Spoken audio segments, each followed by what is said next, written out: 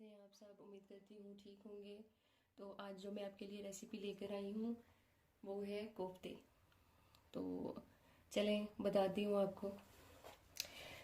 कोफ्तों के लिए मैंने आधा किलो ये कीमा लिया है बारीक, ठीक है। और उसके मसाला जात जो इसमें मिक्स होंगे ये मैं आपको बता देती हूँ। ये तकरीबन हाफ़ टी स्पून जो है अदरक है, हाफ़ टी स्पून गरम मसाला है, हाफ़ टी स्पून जो है ये लाल पिसी हुई मिर्च है, हाफ़ टी स्पून नमक, हाफ़ टी स्पून हरी मिर्चें पिसी हुई, ये खसखस है। इसको पहले हमने भिगो कर रख लिया था थोड़ी देर ताकि नरम हो जाए थोड़ी। उसके बाद हमने इसको सिलबट्टे पे पीस लिया है। ये तकरीबन 2 टेबल स्पून है। ये प्याज है, ये पिसी हुई है, ये 1.5 टेबल स्पून है। और ये है चने, ये चने हैं भुने हुए, ये तकरीबन जो है 2 टेबल स्पून है। अभी जो ये मसाला है ये सिर्फ इस कीमे में मिक्स होगा। उसके बाद जो नेक्स्ट प्रोसीजर है ना, वो हम ग्रेवी के लिए जो मसाला बनाएंगे वो मैं आपको फिर दिखाती हूँ बाद में।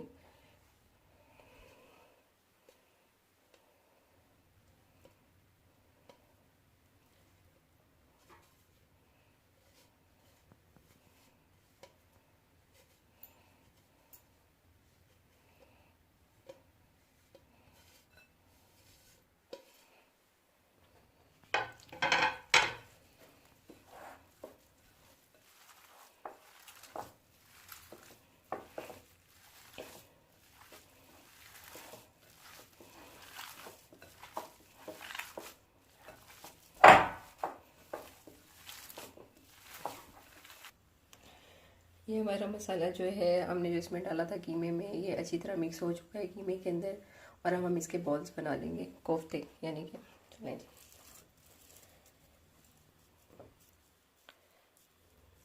देखें इस तरह के बॉल्स बनाने, ये देखें कोफ्ते।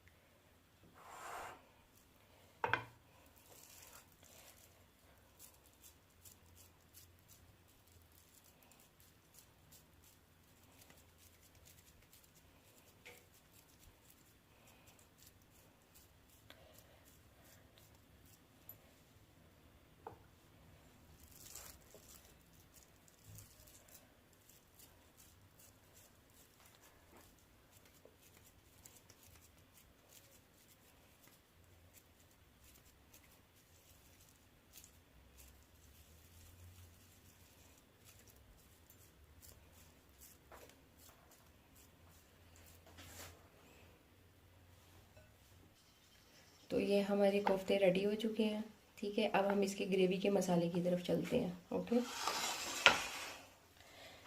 ये जो इसकी ग्रेवी में मसाला डलने हैं वो मैं आपको बता रही हूँ। सबसे पहले ये दही है आधा पाव,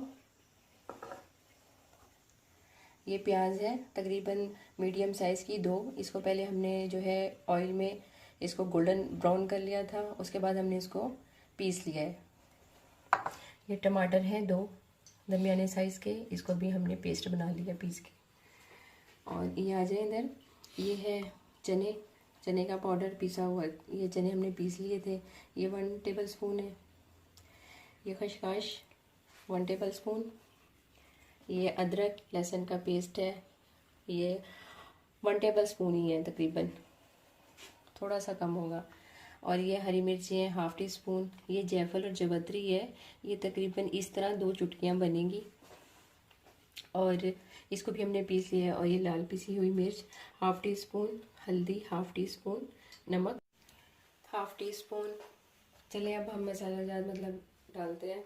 अच्छा, ये मैं आपको बताऊँ, ये जो ऑयल का कलर है ये इसलिए ऐसा हो गया कि वो जो अभी मैंने आपको प्याज बताई थी ना, तो वो मैंने फ्राई की थी, गोल्डन ब्राउन की थी उसको पीसने के लिए, इसलिए ऑयल का कलर ऐसा ही। इसमें प्याज भी है, ठीक है। चलिए अब हम डालना स्टार्ट करते हैं। सबसे पहले प्याज डाल देते हैं हम इसमें।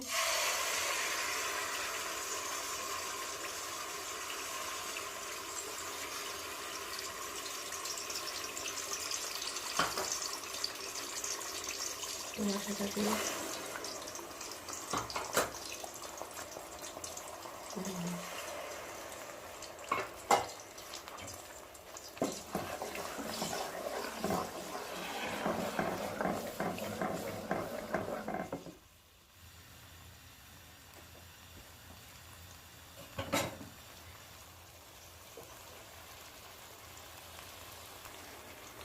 اس کے بعد یہ سارے مسالہ جات ڈال دیتے ہیں. چلو پاؤڈر, خشخاش, لہسن ادرک کا پیسٹ, ہری مرچ, جائفل جاوتری, لال مرچ, ہلدی اور نمک.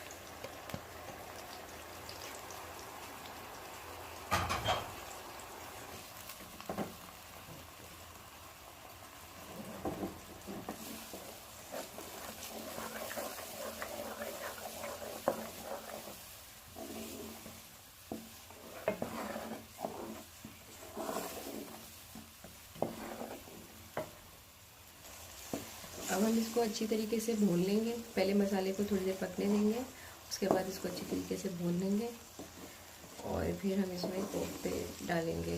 آتے ہیں ہم پھر اس کو بھون کے. یہ دیکھیں ہمارا مسالہ جو ہے اچھے طریقے سے بھون چکا ہے. یہ دیکھیں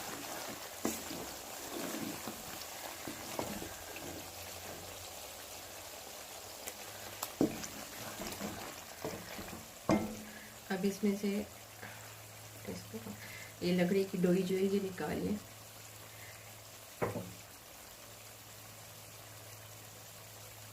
اب اس میں کوفتے ڈال دیں بغیر چمچہ چلائے تقریباً 10 منٹ کے لیے. اور پانی نہیں اس میں ایڈ کرنا, یہ اپنے ہی پانی سے جو ہے گل جائیں گے.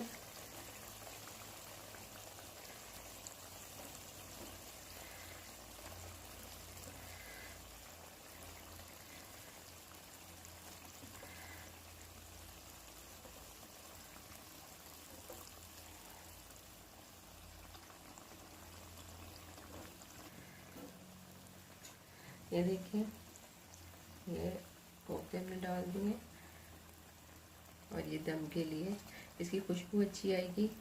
ٹھیک ہے, اب ہم اس کو ڈھک دیتے ہیں ڈھکن سے.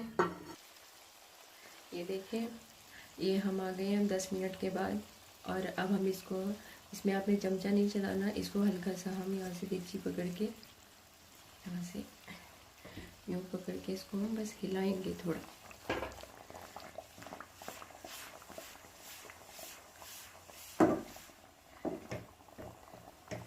یہ دیکھیں اب ہم اس کو صرف اور صرف 2 سے 3 منٹ کے لیے دوبارہ اس کو ڈھانپ دیں گے اور اس کے بعد کوفتے ریڈی.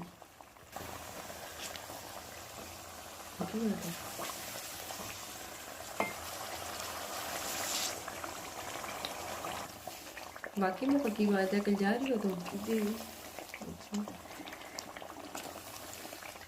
یہ دیکھیں جی ہمارے جو کوفتے ہیں اب ریڈی ہو چکے ہیں. اس کو ہم تھوڑا سا بھون لیا ہے ہم لوگوں نے اور بس اب یہ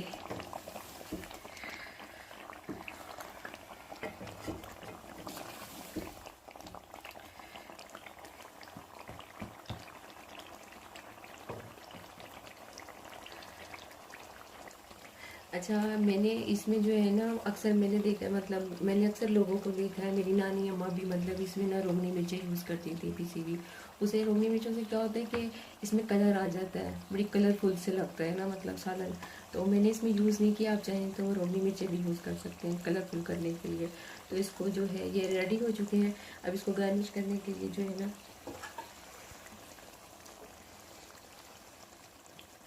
ہم اس میں ہرا دھنیا ڈال دیں گے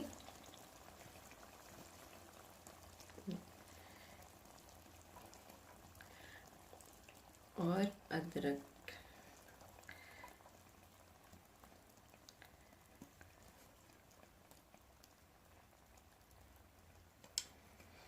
یہ لیں جی مزیدار سے کوفتے جو ہیں وہ تیار ہو چکے ہیں. خوشبو تو مجھے بہت اچھی آ رہی ہے. آپ جب بنائیں گے آپ کو تب آئے گی خوشبو.